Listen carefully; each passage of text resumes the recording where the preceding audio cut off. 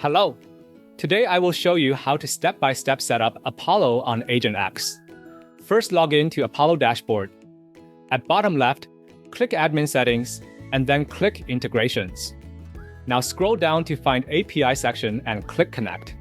Ignore the Quick Start and click API keys at left side. Click Create New Key. You can name and describe your key however you like. Make sure to check all the permission here. And then click Create API Key. You can copy the key and we will use it later. Now go to AgentX dashboard and create a new agent. For this demo, I will choose Email Marketer template, but you can create whatever agent you like. Now click Tools at left side. Find Apollo in the Integrations and click Install. Now copy and paste the API key we just generated to here, and click the check button. After the integration is loaded, click Save button. Now your Apollo is installed successfully. Let's go ahead, give it a try. Let's try Ask the Agent.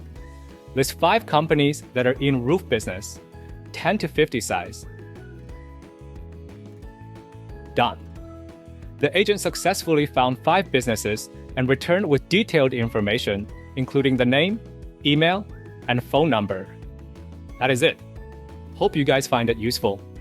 Again, like and subscribe, and I will see you next time.